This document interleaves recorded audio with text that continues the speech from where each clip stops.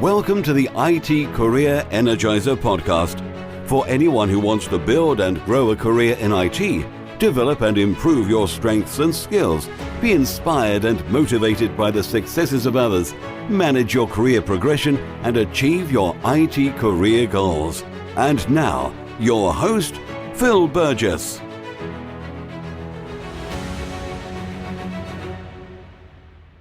Welcome to episode 33 of the IT Career Energizer, a weekly podcast where I chat with inspiring IT professionals, consultants, and experts from around the world. Find out more about the podcast by visiting itcareerenergizer.com. And don't forget to subscribe to the podcast to get new episodes automatically downloaded to your device. And now let's chat with today's featured guest, Heather Downing. Heather is a passionate coder and entrepreneur. She is also an international technical speaker and co-host of the YouTube channel, The Hello World Show. She also likes to encourage those with non-traditional backgrounds to enter the world of software development, as well as being an advocate of women in tech. So Heather, can I ask you to expand on that rather brief bio and tell us a little bit more about yourself? Absolutely. I got into the world of technology right about 6 years ago, so I'm a career changer. And it's very different entering this world as an adult and not having done this much earlier. I was raised very, very traditionally to be married by the time I was 18. So when that did not come around, I decided to pursue something as a bigger alternative and fulfilling part to my life. And I've always been so fascinated by the way that movies were made. So I wanted to know how the CGI was done, kind of went backwards from there and discovered that, programs create CGI. And then I kept asking the questions, well, what creates the programs? And then here I am, years later, writing programs of my own that feel like magic to people. And I think I never lost sight of that from the beginning, is that I love creating magic for users. Was it companies like Pixar that drew your attention, or was it more dramatic CGI? Well, if you recall, there was this fantastic trend for a while called Flash. Yes. And Flash was pretty close for me. I was like, oh, well, I will probably never get into one of those big companies these people go to art school for, but I was really interested in that because Flash animation was very magical. Again, I use that word. And I actually was attracted to a place that was local to me in Kansas City, which is where I live. And they worked a little bit with some local film to do companion mobile applications that felt a whole lot like some of the animation that you see out there. And I was so fascinated that I left a 10-minute long message on their machine saying, I have no degree, I've never done this before, but I will get you coffee every day if you'll just let me sit there and watch you work. So they actually called me back, and I couldn't believe it. And at the time, I was getting ready to put myself through a trade school that was about 5 months kind of IT course to kind of jumpstart your career. And so I was doing that at the same time. And they took me as an intern from literally zero. I had no experience, but I was very hungry and persistent. Heather, can you share with us a unique career tip that the IT Career Energizer audience need to know and probably don't? Yes, this is not necessarily something that I was told, but it completely changed my career almost immediately. And I've watched this change other people's careers 5, 10, 15, 20 times over the past year alone. And that is embrace external thought leadership. And what I mean by that is if you have an opinion about the way some things should be created, whether it's a process in the way that you're coding, maybe a team dynamic, something with mentoring, you put it down on paper out in the world, or put it on a YouTube channel and share it with people. Because the moment that you share your thoughts and ideas, it automatically makes you a better communicator. And then people take you seriously because you're willing to put your thoughts about things out there, no matter where you are in your process, whether you're junior or mid. Just sharing those experiences and thoughts on a blog or like a podcast like this is perfect. And once you do that, companies take you very seriously almost right away. I've noticed that I have always, anybody who's struggling to, if you're considered average with your maybe your reviews every year, or you're not really trusted with larger projects or what have you, I always say, well, now's a great time for you to start talking about how you'd make things better, and maybe putting some of that code out there, and whatever it may be, but really embracing that thought leadership outside of your work. Yeah, I think that's very true. I think the more you can do, if you like, to show that level of interest, that you can share information and you can show yourself potentially as an expert in particular areas, definitely leads to you gaining that gravitas or air of potentially being an expert in an area, which definitely helps with your career. Absolutely. It also holds true to the saying, out of sight and out of mind. You never want to be out of sight and you never want to be out of mind. Therefore, you need to be the first name on the tip of the tongue of somebody saying, oh yes, I know that Java developer over there. Or I actually do know of somebody doing voice development, which is what I'm doing right now, is a whole lot in voice development applications. So, that's what you want. And once you have that, you get chances and opportunities. And that sometimes can be the hardest thing to generate, is the opportunities that others are given. That's where some people might say, oh, look how lucky you were that somebody happened to run across you. And while there might be a little bit of it, you absolutely can create your own luck. Yeah, I think it was Gary Play who said, yeah, the more I practice, the luckier I get. Yes, very true, because you start recognizing what is important. That's probably, yes. It's like career, it's the unique tip B, I suppose, to this one big tip, right, is to make sure that you pay attention to what is needed, what is important to the person you're working for or the person you're working with. If you identify that one thing, whether it be, man, they are just really all about time. If I could just leave 5 minutes earlier and get there like a couple minutes early, it really seems to matter to them, you'll smooth over your relationship real quick. I mean, it's amazing just paying attention and figuring out what maybe your company needs. They all want to make money, but you'll find they all also have like a manifesto, if you will, like a motto. And once you figure it out, then you can grow immensely faster than almost anybody around you. Yep. Okay. Can you tell us about your worst IT career moment and what you learned from that experience? Oh, my worst one. I like to talk about this a little bit in my imposter syndrome talk that I gave overseas this year. But it's the most embarrassing one, which is I did not ask for help, and I should have asked for help. It's when we all want to prove ourselves. Sometimes we kind of fall victim to, I don't want them to show them weakness. So especially for me, remember, I don't have a degree, and I started late. And this does bear a statement. I am female, and so I kind of have a little bit more to prove, unfortunately, to certain groups of people. And so I decided that I would take the first assignment given to me the moment I became a senior. And they said, great, we need this in 2 weeks. I had no idea what it was. I didn't ask any more questions. I think I had to create diagrams and charts from scratch. And this was a .NET project. And of course, there's a class for that. There's a library for that. But I didn't know much about it. I'd never done a whole lot with X and Y coordinates. And so here comes geometry all over again. And I had to turn out some rather fancy ones dynamically. Now, it may sound very easy to many people that are on this, that are listening to the show, but when I had just gotten my first senior job at this company, before I had been a mid for years, I was never really trusted to just go off and do something. I was always monitored, right, yeah, at earlier stages. And this was the first time where it was kind of like going from high school to college. All right, here's your homework. Be off with you. Good luck. And that's pretty much how it felt moving to be a senior. So I waited on it, and I dreaded it, and it kind of freaked me out a little bit. And so I ignored it. I only do one of two things. I over-prepare, or I ignore until the very last second because I don't even want to look at it. Yeah. Unfortunately, I did the latter.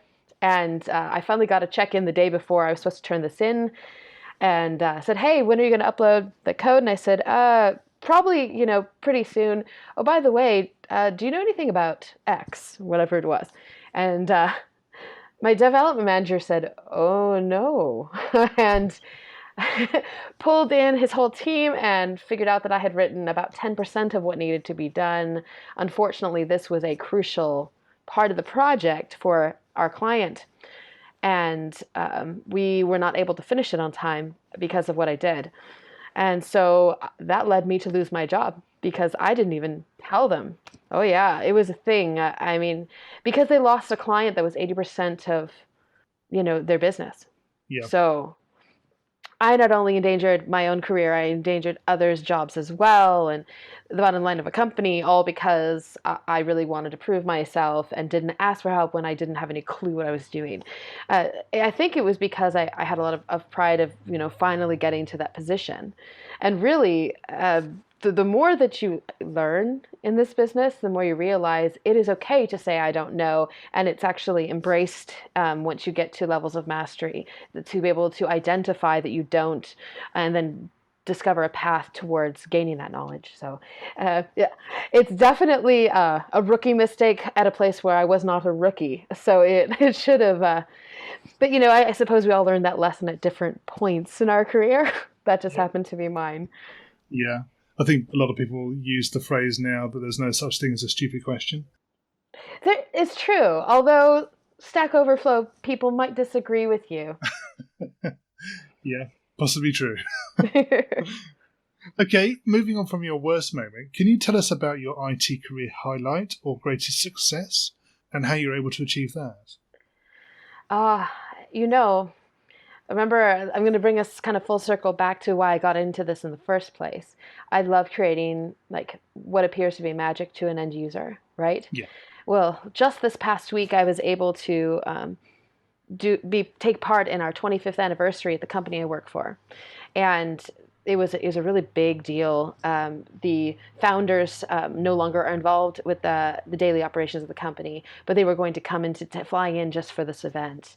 And I work currently for a digital ad agency, so that means I'm not a software company, but we certainly have a lot of engineers that create things and for campaigns, from major Fortune 50 to 500 companies in the world.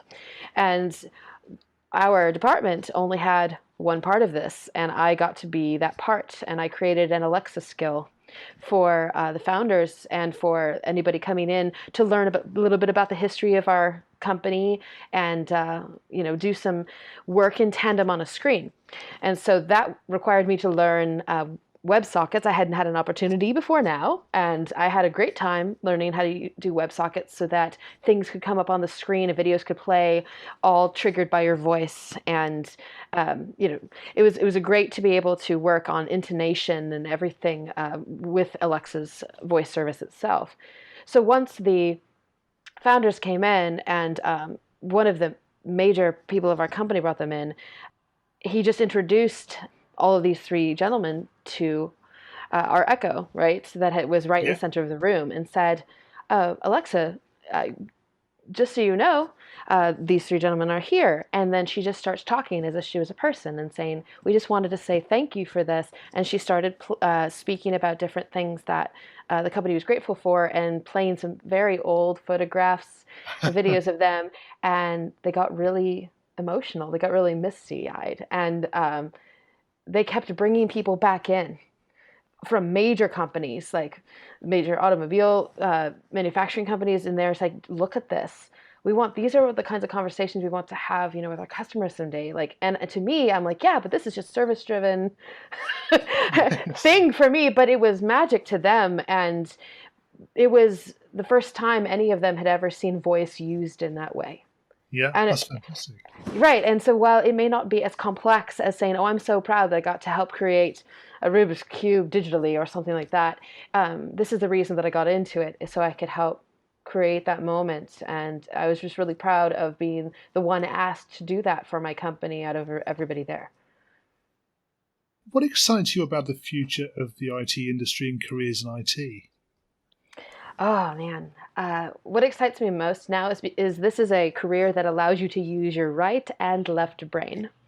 So if you are somebody who, I don't know, I want to say if you tend to get easily bored, or you always want a new challenge. This is a perfect career for you, and it doesn't matter when you start it.